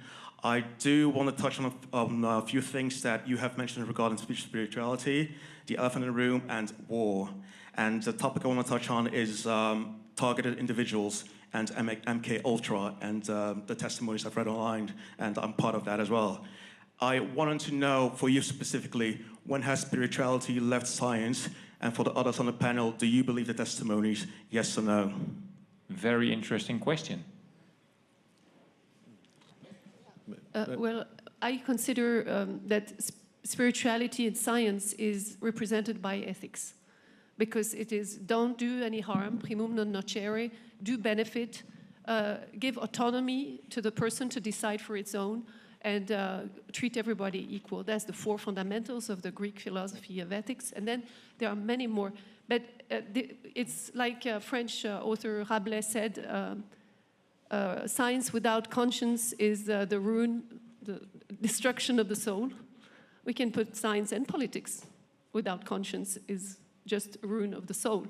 There really is a problem of morals, and you cannot talk about religion because there's a difference between state and religion, but we need to put back at the center human values and with rules and methods like ethics. And this has disappeared. So for me, spirituality is this. But what is also another part of science, of spiritual science, is frequency medicine. Frequency, we are bioelectric. Our heart is electrocardiogram, electroencephalogram. We emit electromagnetic frequencies. And this medicine has been cast out. Every hospital in France had a Lakowski scalar wave to treat people. And so when you know that your belief and the epigenetic, your belief, the lifestyle, and the environment creates your spirituality and your connection to yourself to create much more things. There are studies on that. There are case studies, but we cannot, in the scientific world of the traditional academia, discuss that. I could never say it. I do it on alternative medicine, which is allowed in Switzerland. We have a system which pays for alternative medicine and Chinese medical medicine. So that's my answer. I just want to say that this place for spirituality in science is in humility, and it does not exist right now, and that is what is so incredibly terrifying. The scientific method demands the question, challenge. I'll answer that challenge. My hypothesis has to stand up. My product has to stand up, and science is never settled. It is always changing. We never totally know. We now live in a world where science is saying it totally knows. The science is settled. That is the death of all spirituality, and it's going to be the death of our species. There's never been a bacteria or a virus that has, since the dawn of man, that has wiped out our species. But if we keep allowing scientists and the pharmaceutical industry to rush products onto the market, use governments to make every one of us take it when it is not being properly tested, that level of arrogance and allowing no one to ask a question and putting doctors in jail that are asking those questions, we may have survived this COVID vaccine. We'll see. I mean, this guy's got some terrifying information, as many do. Who knows how many of us are going to die? But I think our bodies will survive this vaccine. But if we keep this process of rushing products onto the market and making everyone in the world take it, our species is days away from extinction. It is going to kill us. It must be stopped. That arrogance is doctors and scientists playing God. And God reminded us in the first story ever told, do not eat of the tree of the knowledge of good and evil, lest you shall surely die. We will die if we keep thinking we can play God like this.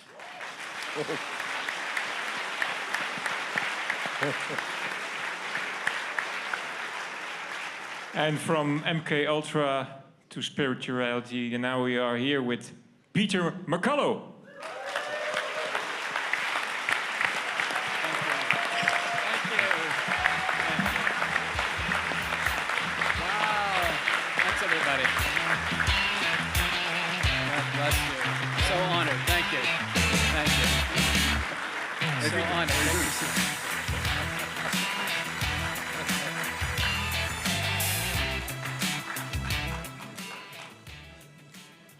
Well, Peter, the floor is yours.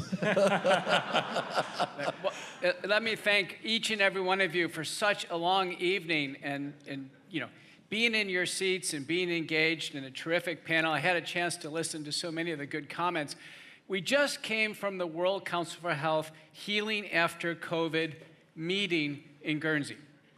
And it's clear the World Council for Health is a physician-led, evidence-based, consensus-driven organization. It's everything a public health agency should be. And they have indicated that after the SARS-CoV-2 infection and after vaccination, that a process of detoxification is indicated. For many, certainly those who are having residual symptoms or concerns. And so many ideas were presented at that meeting. But this idea of detoxification, this word you're going to hear over and over again, it's applied to some other toxic exposures in medicine, but nothing as widespread as this. 90% of the world's population contracted SARS-CoV-2 infection. 72% of the population took at least one vaccine.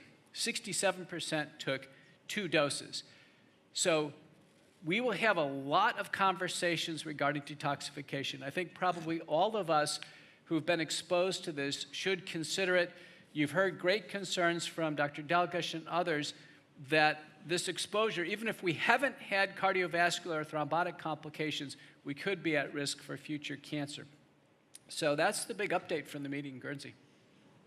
Peter. Excellent.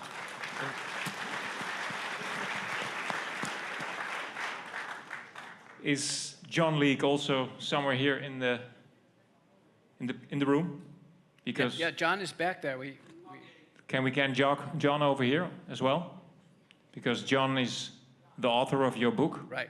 Maybe you can tell us a little bit about him. Right, so John Leake and I are both from Dallas, Texas. I'm Dr. Peter McCullough, as introduced. John is a principal author of now 2 books, and this book, within a month, made the New York Times bestseller list, which is very hard to do regarding a book regarding the vaccines and COVID-19. But it is a detailed chronicle history of vaccines, mythology, ideology, and reality. That there is a mythology regarding vaccines, and there has to be, because the original vaccines, centuries ago, we didn't even know what caused disease. So there had to be great mythology, circulating regarding that.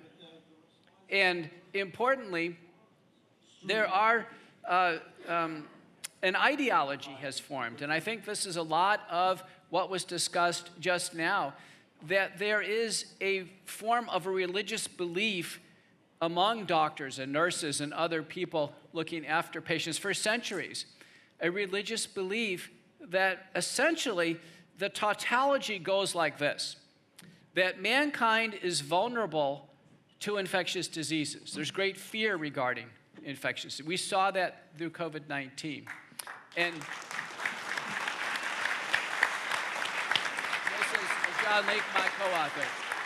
And the ideology says that through the brilliance of mankind, that mankind can improve upon God's creation, that man can make God's creation better, that man can outdo God.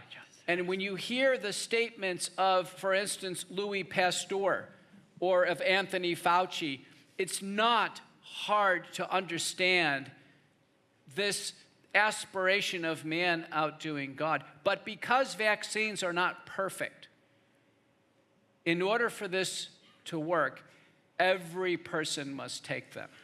And if some are injured or disabled or sadly die as a result of a vaccine, they should accept that for the greater good of humanity. That is the tautology of vaccine ideology. And we saw that fully developed, is fully embodied in the COVID-19 pandemic. John, do you want to pick up from there? Wij staan voor een digitale wereld waarin privacy, veiligheid en vrijheid van meningsuiting de norm zijn. Vind jij dat ook belangrijk? Kom dan nu in actie en ontvang gratis de Pro-Privacy Checklist met bijna 100 praktische tips waarmee je vandaag nog je privacy kunt terugpakken. Ga naar proprivacy.io/checklist.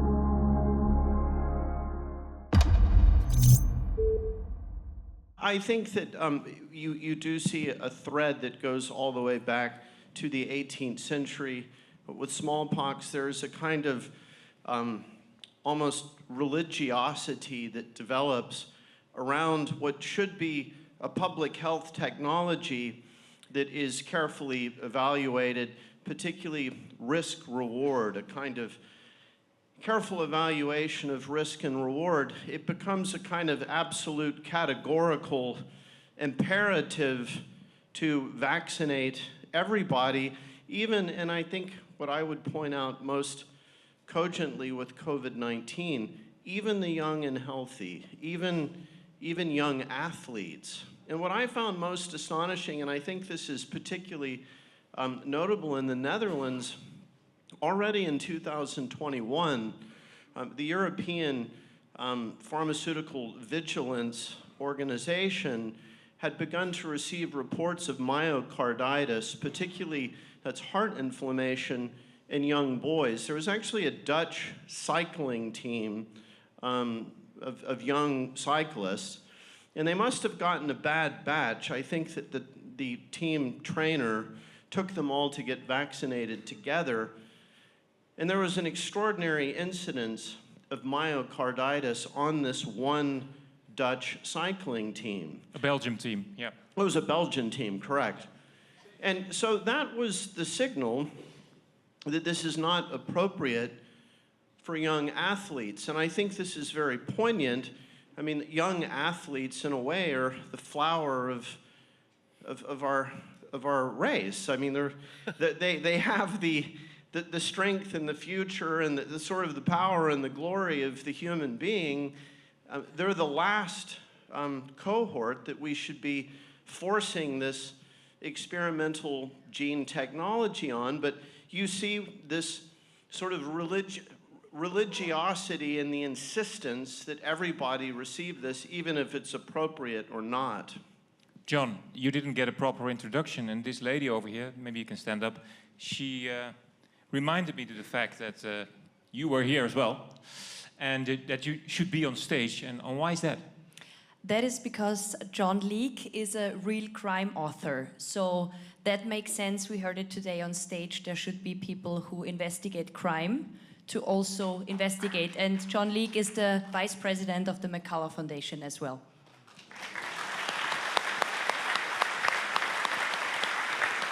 Just to give you a little bit more context, is there anybody that has a question for maybe Peter or John or anybody else? Lady in the middle. Let me run. Oh, yeah. Not waste time. World cyclist. Thank you. Good evening. I have a question. You talked about cancer. Is it possible that the primary heart cancer can be introduced through these vaccines? A primary cardiac tumor? Yes. There's a series from Eastern Europe of about 36 primary cardiac tumors, and they've stained densely for the spike protein. So I think it is clear. When examined in a vaccinated individual, messenger RNA has been found in heart tissue, and when stained, the spike protein is there. And in which part of the heart? It's been found in cardiomyocytes in the setting of myocarditis, and the spike protein is physically in this bizarre array of cells seen in these cardiac tumors. They're forms of sometimes mesenchymal cells, fibrous tissue, myxomatous tissue, and then, certainly myocardial tissue. All right, thank you so much. Yeah. Vragen voor dit interessante panel. Ik loop eventjes deze kant op. De dame. Thank you. I have a question, I think, for Henk, but also anybody else if they want to answer. The COVID actually appeared to be a very successful experiment in all ways. Yeah? It's as it was stated, the best tested vaccine ever, but it's also a very successful sociological experiment, how to treat people with fear. I think we can make many books about the measures, anti-COVID measures in different countries, because it was really tempered to the mentality of the country and sociological structure. So actually, we learned a lot, but also everybody learned a lot. So also people who introduced COVID learned a lot. And you said it was a plan B. And of course, they're having plan C, plan D. Oh, no. And it won't be injection, it will be something else. It can be through air, it could be something else. So any advice how to try to make ourselves more resilient? Because it's also in our mind, it's also in our soul. You have somehow, there must be more ways, because there are different ways to make people less assertive, less resilient. So you make, we are bombed by all kind of information, all kind of stuff. So I'm actually curious about this plan C, plan D, and also what can we do about it? Because it won't be most probably it won't be the next injection of vaccine, because it's not so popular anymore. So it will be something else. Yeah, thank you very much for the question. And you're right. There was plan A, plan B, plan C. That's right. So just think about again. So 2020, there was no more death in the world like before. Hey, could this be the plan? No, of course not. They need dead bodies in 2020, but they couldn't. Yeah, so it was not a killer virus. More dead bodies coming out in 21. Yeah, from 21 when the vaccine was introduced. Hello, could this be the plan from criminals? No, because plan A was they had COVID vaccine in June 2020 ready. Did you know this? They had millions of COVID vaccine ready June 2020. And this was based off gene-altered tobacco plants. Yeah? Hello, this was plan A, right. mRNA was plan B with a delay in 2021. This was. Plan C, what they have in the back, is the attack on the microbiome.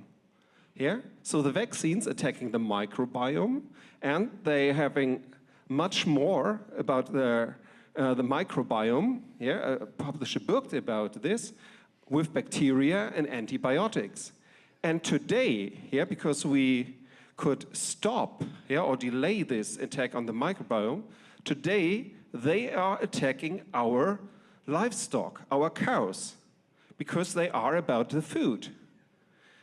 Today, like in Denmark, the farmers are requested to give their cows gene-altered bacteria to alter the microbiome. So your food is, and your beef is altered. Your milk is altered already. That's the attack on the microbiome already now today. Yeah? So this is plan A, plan B, plan C. And you need to think about, well, even with this big crime with COVID, it could be great. Then you would be vaccinated every 6 months. Still today, it failed. And do you think they have a plan B? Yes. And I can tell you, they planted some people to distract you from the beginning. It's all the same. So spies here and controlled opposition, they planted from the beginning. And we are in this phase. Thank you very much. Jonathan. Yeah, I think, have I lost the mic? No, it's back. I think we talked about fear, isolation previously, you know, as a mainstay of how this was conducted. You've got to build community, and that could be, you know, community around your own home, your own life, your sufficiency, your health. We have the benefit now, we have the digital community, and we're getting people from the US to come over here and talk about this problem, but you know, build community, because when this falls apart, and it will, we need something that comes after that. And if we're isolated on our own, we're just going to be picked off one by one, or we'll die of stress and stress-related disease. So you have to get your strength up, and the best way to do that is in a group of like-minded individuals. So find people that you identify with, and don't fight.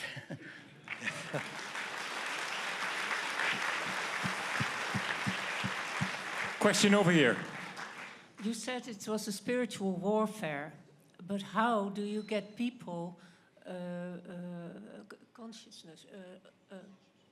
conscious, aware?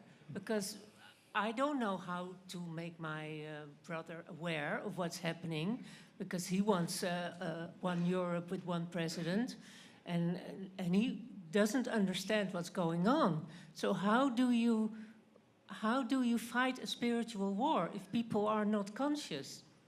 All right, I'd like to jump in here. You wake up every morning and you hold your own consciousness and say, I'm a vessel for the truth in this world. What am I supposed to do today? And forget about the long-term goal. That is not yours to decide. God is going to decide how this all plays out, and God knows what each one of you need to do. Hold yourself in God consciousness. Hold yourself in the spiritual idea that we are evolving and we're a beautiful people. And then when you ask, what am I supposed to do? Say yes to that thought that comes into your mind immediately. That is all you can do. That is all any of us did. I did not predict I was going to put Robert Kennedy Jr. as HHS Secretary. I did not know that Vax would do the things it would do. All I did was, today I'm going to make a movie and tell the truth. Today I'm going to tell Robert Kennedy Jr., I think you should run for President of the United States. It's crazy. It looks terrible on paper, and if we all thought it through and how's that going to work out, no one would have ever moved. We would have just sat there petrified. You know, the paralysis of analysis. Stop analyzing where this is going. Who cares if it's going to be the food? I don't know if it's going to be the tobacco. None of us know exactly what this agenda is, but what they need is our compliance. They need us frozen in fear, thinking about how big this is and how gigantic it seems to move. You want to move a mountain, you move it by moving one grain of sand at a time, and focus on your grain today. You are here for a reason. We are born right now for a reason. This is our time. You are God's people. We will win this if you get up every morning and say, this is the most important time that's ever been. We as a species are being asked by God to do something, and do it. Amen.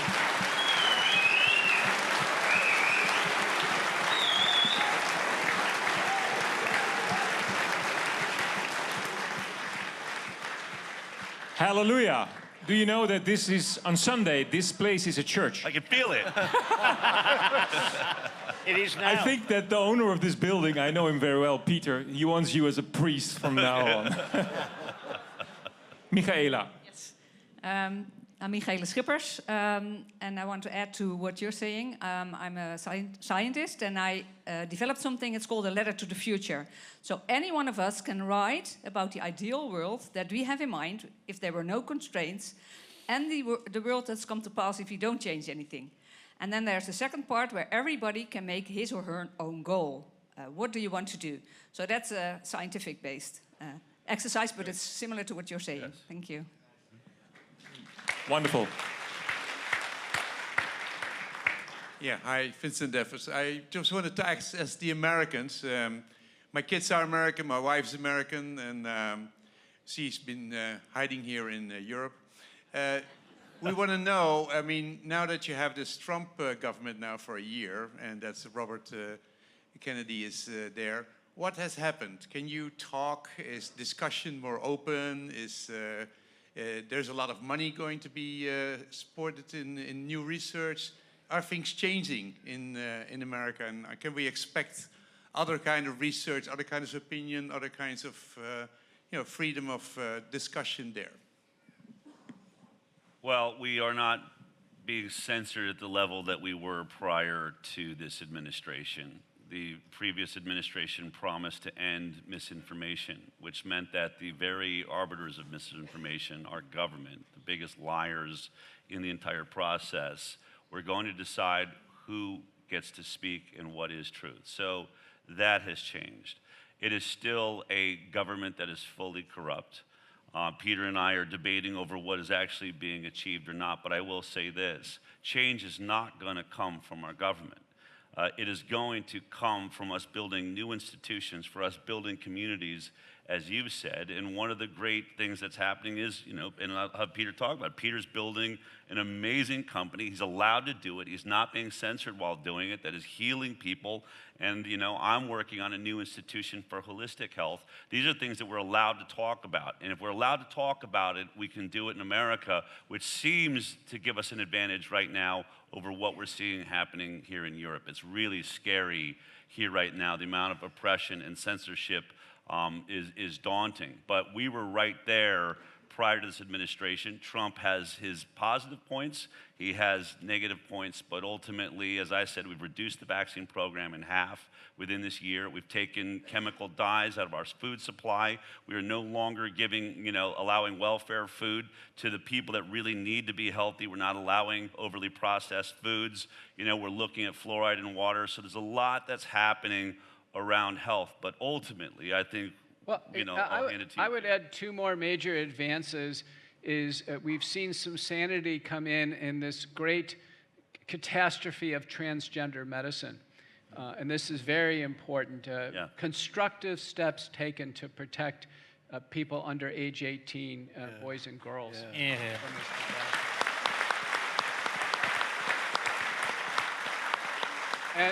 And I would say another very important step is a recognition that biolabs are a real threat to public health. Yeah. Over 3,000 of these labs worldwide, and it's now being pointed that, in fact, a next public health threat could emanate from one of these labs, which are not well conceived, regulated, have oversight, etc. And many believe that they should all be shut down, that this is, it's too high a great a risk to public health. So these are big advances. People are talking. The one thing that Trump, I think, clearly recognizes is business success worldwide.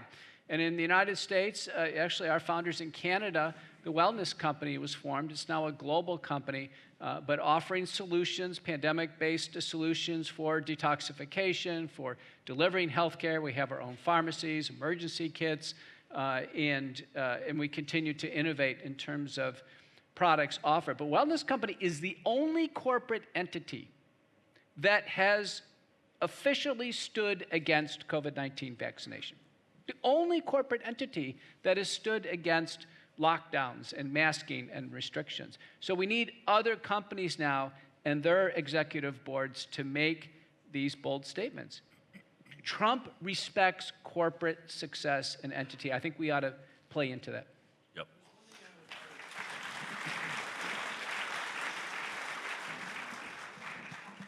He's getting his workout. Del touched on it, but I really would like to emphasize it.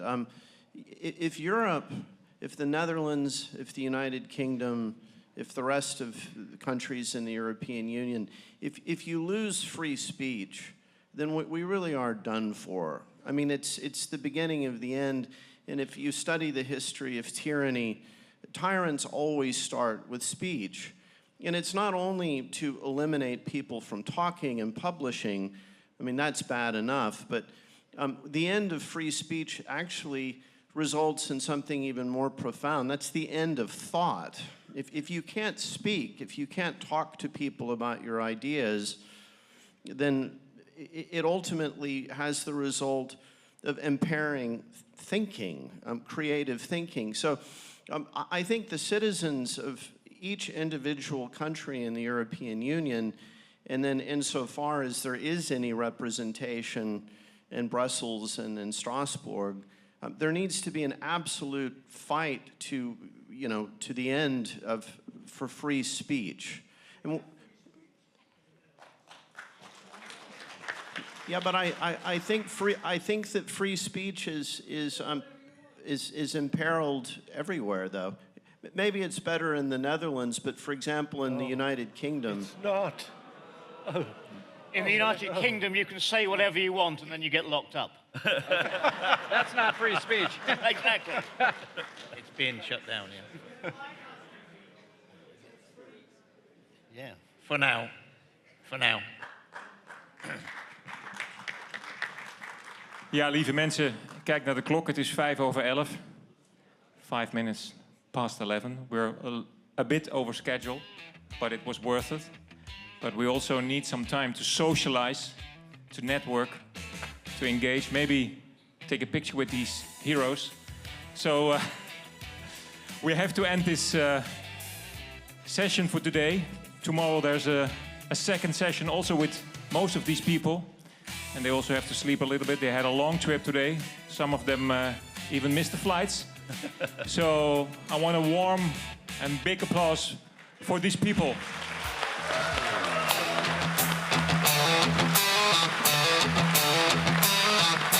This is the battle for science. And also the other scientists, please come to the stage. Michaela Schippers, Theo Schetters, Alexandra, Henrion-Caude, Wiebeke Menneke, Maarten Voornerot, Martin Hadic, Marcel Krok, Maurice de Hond, Willem Engel.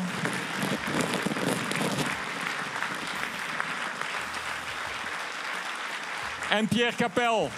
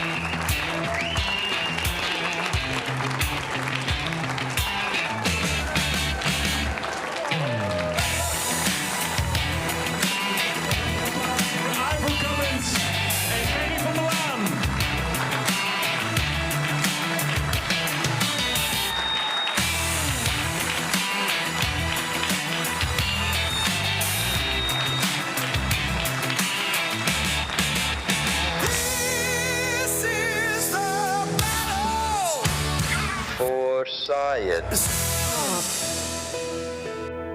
Volgende keer kun je kijken naar dag 2 van de BattleForScience, georganiseerd door LightHouseTV met nationale en internationale wetenschappers met een rechte rug. Je gaat dan kijken naar de Nederlandse bijdragers van die tweede dag met andere thema's en ook andere sprekers. For science! Ja, een warm welkom aan alle mensen in de zaal.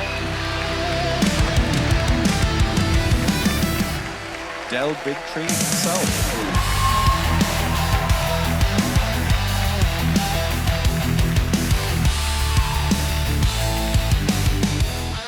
They are lying to you and they are controlling you, and you need to start stepping up, talking to each other, and rise up as the humanity we need to be.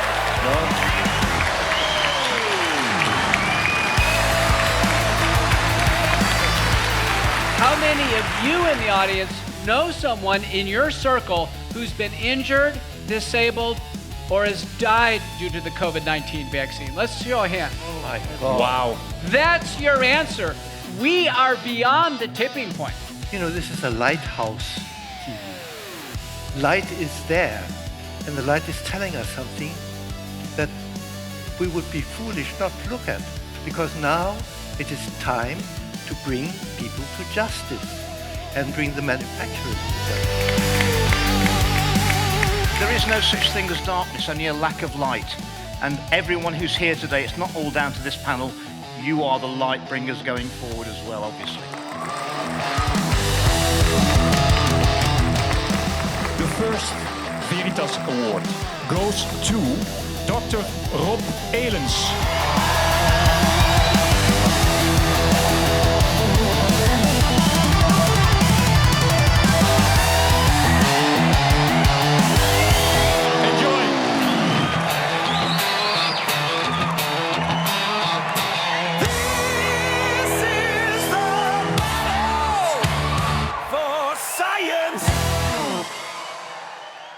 Dit programma is mede mogelijk gemaakt door Bundel, ITAR Innovative Technology, Real Root Supplements, Pro-Privacy, Moringa's Finest en MVO 2026. Prepare Today.